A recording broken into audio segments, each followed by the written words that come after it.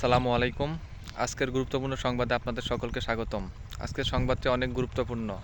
সংবাদটি শেষ পর্যন্ত দেখলে বুঝতে পারবেন।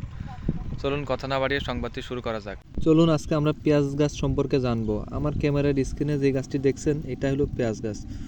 আমাদের দৈনন্দিন রান্নাবান্নার কাজে পেঁয়াজ ব্যবহার করা হয়ে থাকে। কিন্তু এই পেঁয়াজটা কীভাবে হয়, কই থেকে আসে, আসলে আমরা এই বিষয়ে অনেকে জানি না। তবে যারা গ্রামে থাকি তারা আসলে এই বিষয়ে অনেক কিছুই জানি এবং পেঁয়াজ চাষ সম্পর্কে আমরা কিছুটা জানবো। আমার ক্যামেরার স্ক্রিনে যে গাছটি দেখছেন এটা হলো পেঁয়াজ গাছ। পেঁয়াজ গাছ প্রথম অবস্থায় অনেক ছোট থাকে। এই আপনারা দেখলে বুঝতে পারবেন এটাই হলো পেঁয়াজের চারা।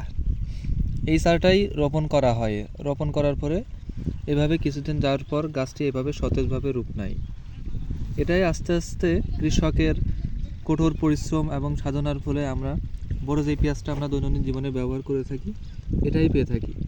আমার আশেপাশে যতগুলো ক্ষেত দেখছেন প্রত্যেকটা ক্ষেতেই কিন্তু পেঁয়াজ, এবং এটাই একটা সময় বড় হয়ে আমাদের দৈনন্দিন জীবনে ব্যবহার করে থাকি। আপনি জানলে অবাক হবেন যে একটা পেঁয়াজ থেকে একটা পেঁয়াজের দূরত্ব কিন্তু অনেক কাছে। এই পেঁয়াজ গাছটাই কিন্তু একটা সময় অনেক বড় হয়ে যায়। আমাদের পেঁয়াজের কিন্তু আসলে আমরা দুইভাবে ব্যবহার করে থাকি। পেঁয়াজ পেয়ে থাকি এবং আমরা যে গাছটা দেখছি, গাছের যে পাতাটা, এটা যখন পরিপুক্ত হয় এখান থেকে কিন্তু আরেকটা ফুল হয়। ওই ফুলের মাথায় কিন্তু গাছের বেসন থাকে এবং ওই ফুলটা আবার রান্নার কাজে ব্যবহার করা হয়ে থাকে।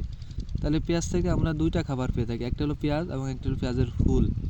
পেঁয়াজের ফুলটা খেতে অনেক সুস্বাদু এবং মিষ্টি লাগে। আর পেঁয়াজ তো সবাই চেনে, পেঁয়াজ সম্পর্কে বোঝানো তেমন কিছু নয়। পেঁয়াজের স্বাদ কেমন, খাইতে কেমন এবং কোন কোন গাছ ব্যবহার করে সবাই জানে। পেঁয়াজ চাষ সম্পর্কে জানতে হলে প্রথমত জমি অনেকবার চাষ দেওয়া হয়ে থাকে এবং মাটিটা অনেক ছোটো ছোটো করা হয়ে থাকে। ছোটো ছোটো করার পরে জমিতে পরিপূর্ণ সার দেওয়া হয় এবং পানি দেওয়া হয়ে থাকে।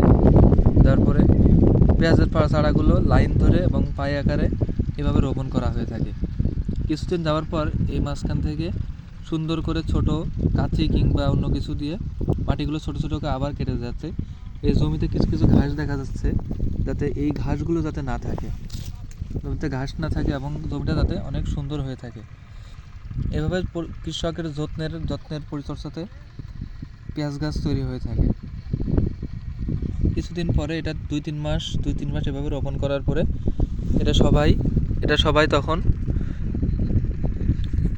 তখন সবাই রান্নাবান্নার কাজে প্রস্তুত হিসেবে পেয়ে থাকে এবং তখন এটা বাজারজাত শুরু হয় এবং এটা অনেক লাভজনক একটা চাষ।